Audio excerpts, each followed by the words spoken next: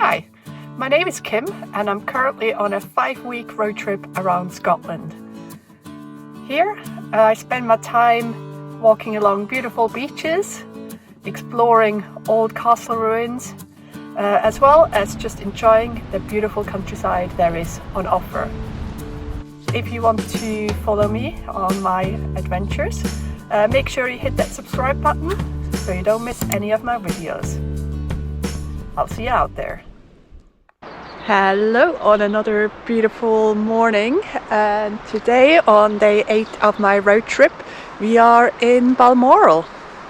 Now, as soon as I say Balmoral, most of you will be thinking of Balmoral Castle, and no, unfortunately we are not going to have a look at the castle today. That's because in winter the castle itself is not open, so they don't open back up until I believe April. During the winter you can often access the grounds, so you can get to the outside of the castle, but that unfortunately is currently only Friday, Saturday and Sunday, and we are here midweek. By Friday we'll be somewhere else already, but yeah, doesn't mean we are not going to see the castle. So what I'm planning to do is a walk through the woodlands around the castle to see all the different cairns that have been built. And from what I'm told, there are a spot or two where you can see down onto the castle, so we'll be able to see that. But yeah, for now I'm gonna get my bag ready. I'm also gonna change my shoes. Now, the last couple of days I have been wearing my boots. Now, I've had these boots for a few years and they've taken me many places. But for some reason yesterday they were rubbing my Achilles on one foot a little bit. Like not rub draw or anything, no blister, but just a little bit of unpleasantness. I say it's really weird. I've never had that with those shoes before. I'm gonna give the back of my foot time to kind of calm down and try them again in a couple of days. Have a look, because from what I can tell, like, there's nothing wrong with them. They shouldn't be worn through, yeah. But yeah, just to give that a bit of time. In my trusty Las Sportivas for today, waterproof as well, because it might be muddy in certain parts. Hopefully that will feel good on my foot. Now, my legs are just a little bit sore, mainly just my calves. But yeah, that's all part of getting used to walking a lot more again. So yeah, today's not going to be that far. I believe it's about 5 miles to kind of get to all the cairns. But yeah, let's get going. So over the last few days the weather forecast has pretty much been the same every day, with it saying it was going to be dry but cloudy with very little sun. Today once again the sun is surprising us. And don't know how long it's going to be out there, but for now it's with us.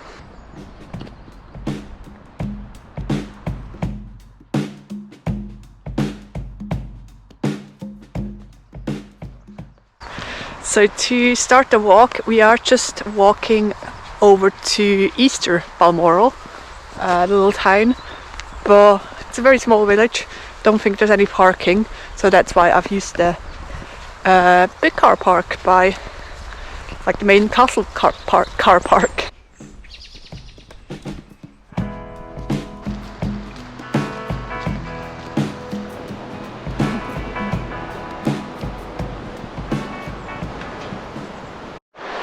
So I just crossed over to the other side of the river, and so for this walk today I am heavily relying on a walk description from the Walkhiglands site. I've downloaded the walk on their app, which means I can kind of follow along the path, because from what it sounds like pretty much nothing is waymarked and it can be a bit tricky to find all of them. But yeah, that walk description from Walkhiglands seems to be really thorough, so hopefully, fingers crossed, we'll find everything today.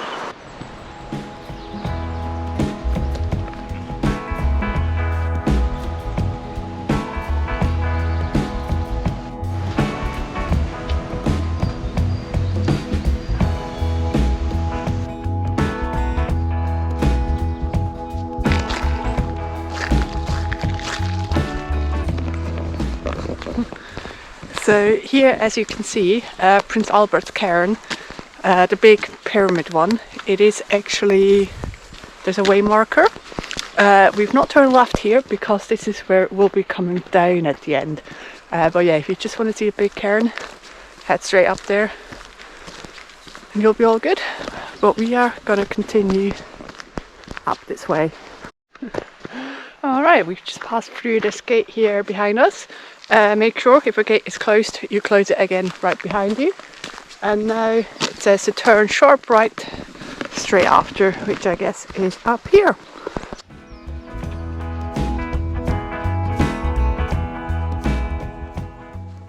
Alright, we've reached next path junction where it says to turn left back up into the woods. I don't know why exactly, but these woodlands just feel really peaceful. There's just some birds chirping. That's about it, and the rest is just quiet.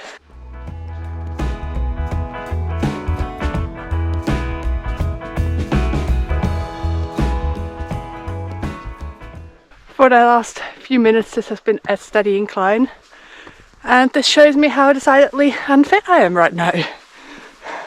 It's gonna get better.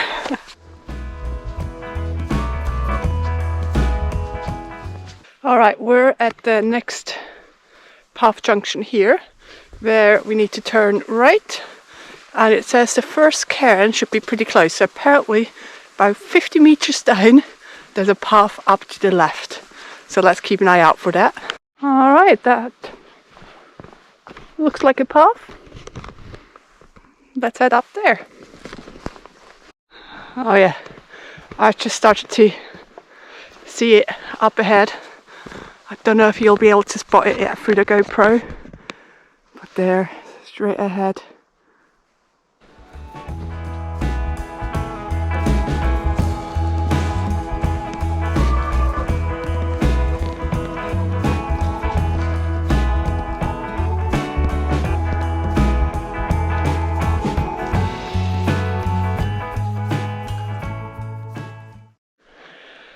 Alright, we are at our first cairn. So this one here is a cairn commemorating Princess Helena's marriage to, sorry, I have to look it up, to Prince Christian of Schleswig-Holstein in 1866. Which obviously was during the reign of Queen Victoria. Alright, that was cairn number 1. So we're headed back down this little path down to where we turned off the main path. And just know, so this section is pretty muddy right now, so assume it's muddy quite a bit, so just be careful, especially on the way down.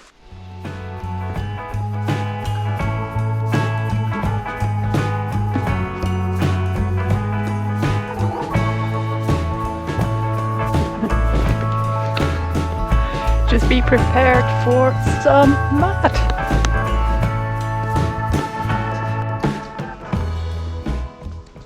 Alright, we spotted our next one. Now this one, you can see is straight ahead of us there. But the instructions say to go past it on the path, and then there'll be a clear path coming up from the back. So let's do that. So here we are, the cairn is back there, so we've just come all the way around, and yeah, got a clear path going up this side.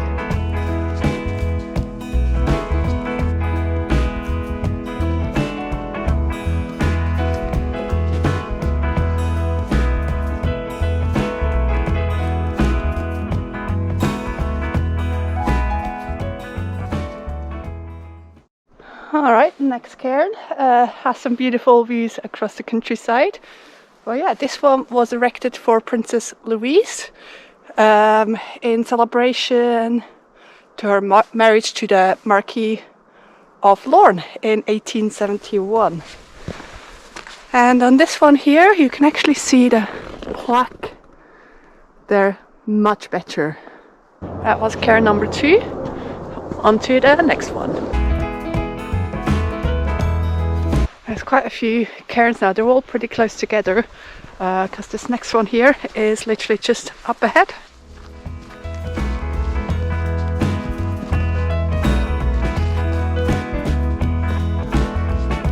This one here.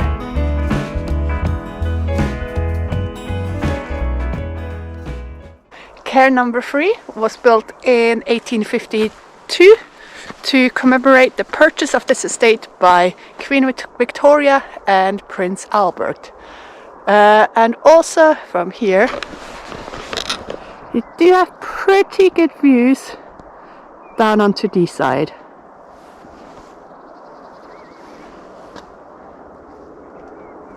There's also a bench here, which I believe means it's time for a break. Alright, I've sat here for a good while, being on Wikipedia on my phone, just reading a bit more about Queen Victoria's reign. But yeah, time to head to the next one, because we're not even halfway around yet.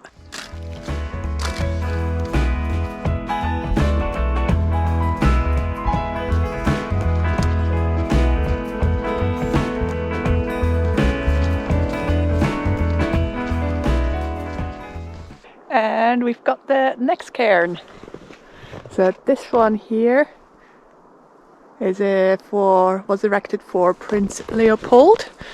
And if you want to get views of Balmoral, this is the cairn to visit, because have a look at this view.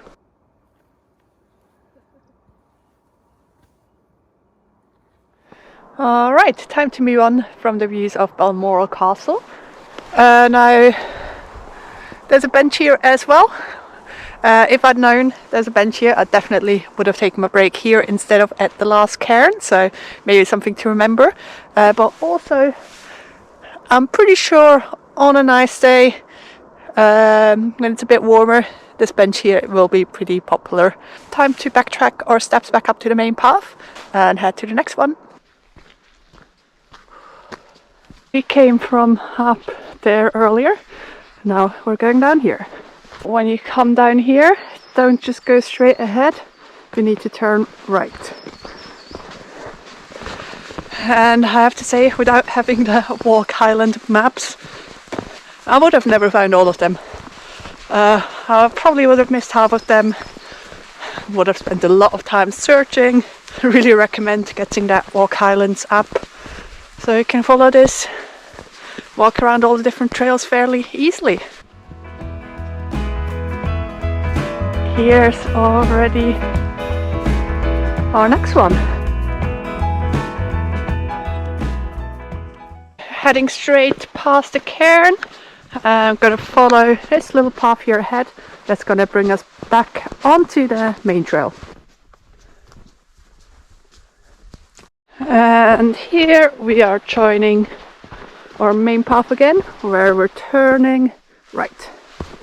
Now here it's a little bit nicer to walk again. So a lot of the paths between those last few cairns were quite muddy. Now here it's much more grassy, a little bit nicer. But yeah, just be prepared for some mud. And you know, part of the reason why the walking is quite slow going, because I'm stepping through the mud quite carefully.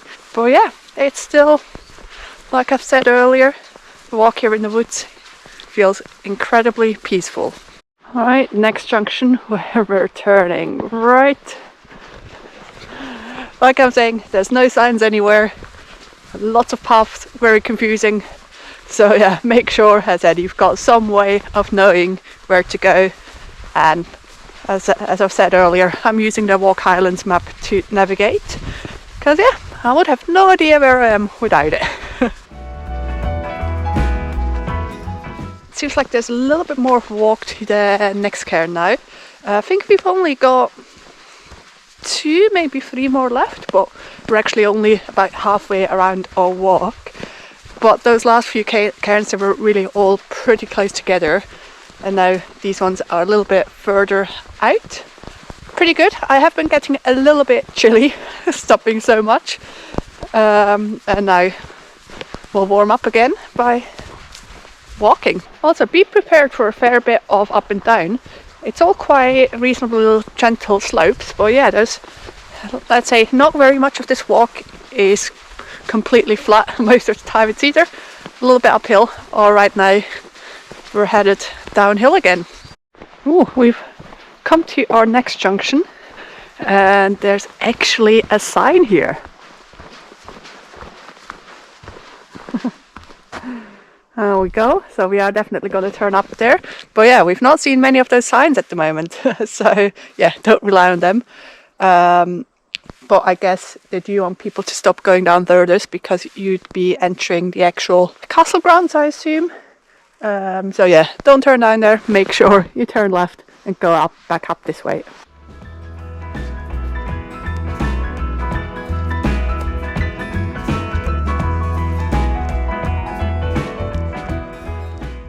And from this spot just here, we've also got views of some beautiful mountains. Anyone tell me which ones they are? Because as I said, I don't really know this area at all, so I have no clue if they're Munros, because they've got snow on the top, so I think they are pretty high. But yeah, let me know. I just had a look at the map. It does look like to me that might be, kind of looks like Loch Nagar. Let me know if I'm completely wrong, but that's kind of the only kind of ones I can see that have a little bit that shape on the map, and that if I'm looking towards the right direction on my map. And we're coming up to our next one now. This one you can actually just see straight from the trail. A lot of them are off into the woods a little bit, but yeah, this one is nice and easy to find.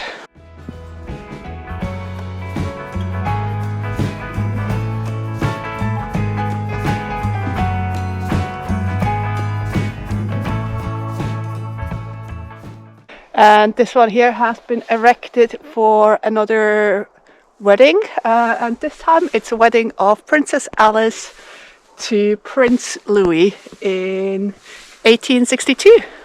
And let's go! Alright, so we've only got 2 more cairns to see, and the next one we are going to come across is the big one, the Prince Albert, the pyramid. Now, this is a bit of a walk to get there, definitely the biggest distance we'll cover between cairns. So let's get a move on. And this here is going downhill quite a bit.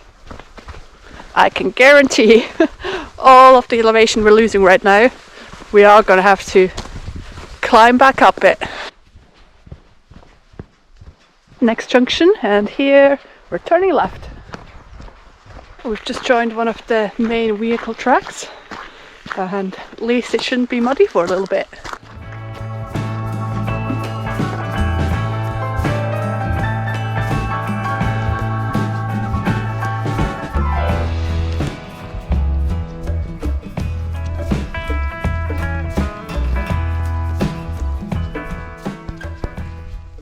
And as predicted, we are indeed climbing up again. We have an actual sign up ahead. There we go. And it's going straight up the hill. I think once we get up to Prince Albert's Cairn, I need a break. I'm pretty sure from there it's all pretty much downhill afterwards. But yeah, I'm pretty tired, so I think we'll stop up there. I'll have a chocolate bar for some energy, and yeah, we'll just take in, it's hopefully a good view.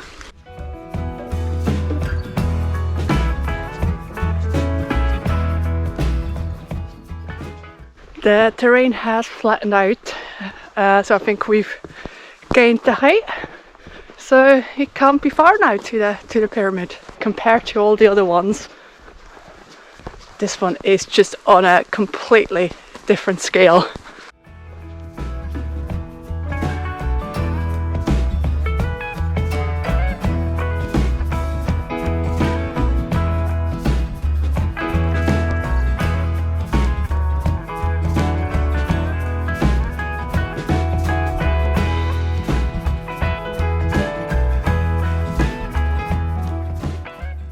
And of course this one here is dedicated to Prince Albert, the great and good Prince Consort, erected by his broken-hearted widow Victoria, 21st of August 1862. Let's leave the pyramid behind and start heading downwards. And on the way down we should come across Princess Beatrice's cairn.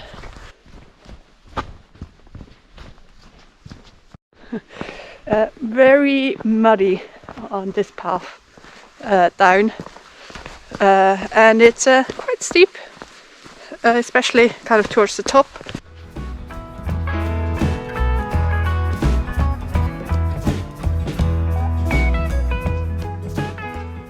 And this is our final cairn of today, erected for the wedding of Princess Beatrice to His Royal Highness Prince Henry Maurice of Battenberg in 1885. I think we've made it around them all. I hope I've not missed any, but as far as I can see, I think we've got them all. But yeah, now it's time to head down the rest of the way and we'll make our way back to the car.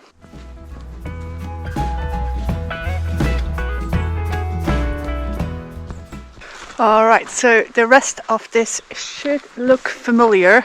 This morning we went up this road here to start our walk around all the cairns, and now, as I said, we've just come down this path and gonna retrace our steps back to the car park. If you're a whiskey fan, you could also very easily combine this walk with a visit to the Royal Lochnagar distillery. And now I've really not discovered a taste for whiskey yet. Also, obviously I'm driving, so I'm not gonna have a visit there, but yeah, good option. From here, from the bridge, it's probably about another 10 minutes or so until I arrive back at the car. But yeah, this has been a really enjoyable, fun walk. It was nice having so many kind of little points of interest, which yeah, made this walk feel like it was going by very quickly. Now, this walk is, I think it's roughly about 6 miles, and when I was looking at it, I thought yeah, it might take me about 3 hours to get around, something like that.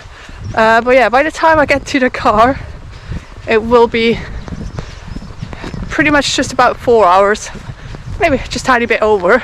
So yeah, definitely took a bit longer than expected, but I mean, I did stop at each of the cairns for a few minutes, some of them a little bit longer, which obviously makes the whole walk take longer.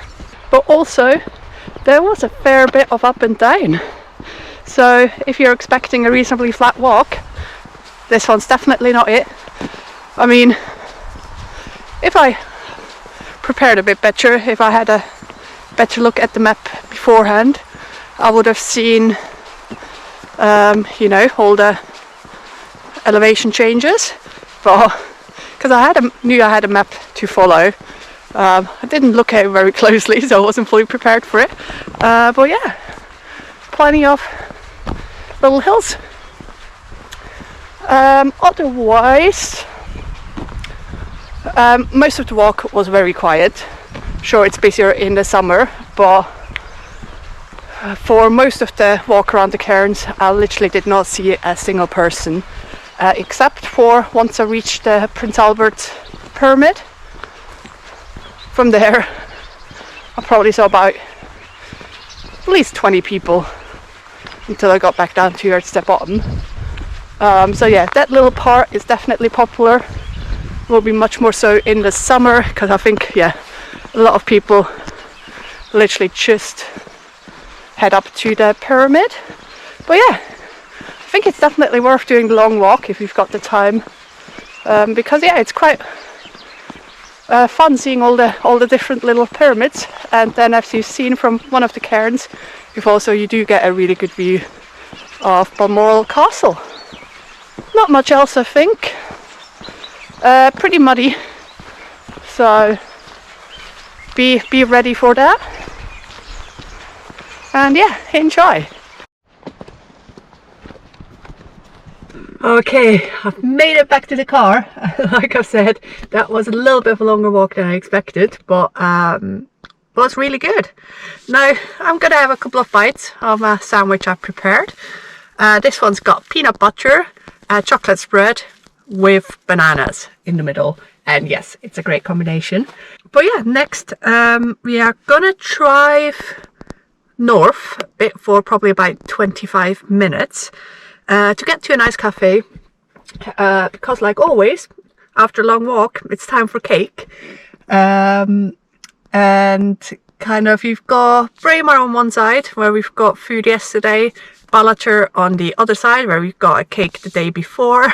So we're going third direction north to find us some good cake. Now the road that we're taking is also part of the snow road system, and it's called that because when it snows it's a pretty small, like not a big road, and they do get closed quite often, just because yeah, it's quite high up, so when it's snowy it usually stays on the road. But yeah, not snowy at all at the moment. It's too warm for that. It's a road with really nice scenery. But yeah, let's get going.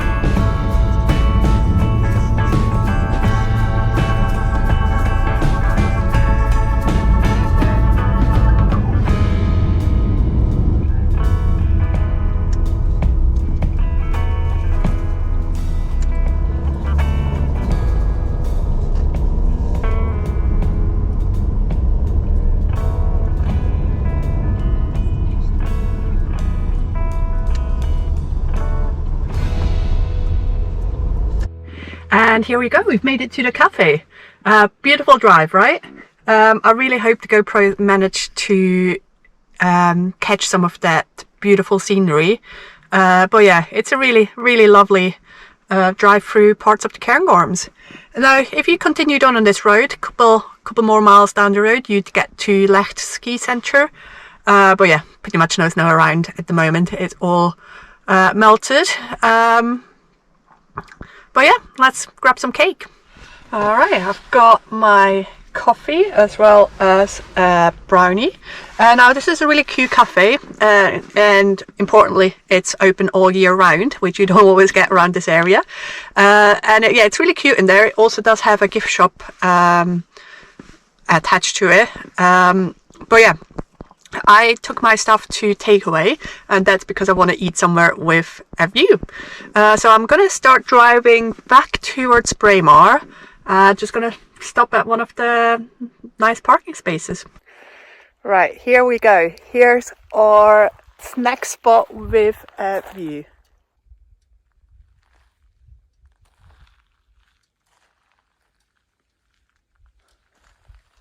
I've got a salted caramel brownie here and it's amazing. And got the sun. Right, this was a wonderful little stop. Really, I would say I've sat here for about half an hour, but I think it's always when you're on trips like this, it's quite important to take some time out of the day and you know, just chill, sit here for a minute, enjoy that view. And yeah, now I'm ready to drive back down to Braemar, and we're gonna head back to the hostel and chill for the evening. And I've made it back to the hostel, so this is it for today. Overall, I would say a very nice day. Got plenty of walking in, nice little bit of history, and yeah, weather-wise, another beautiful day. So yeah, I'll sign off here, and as always, see you tomorrow.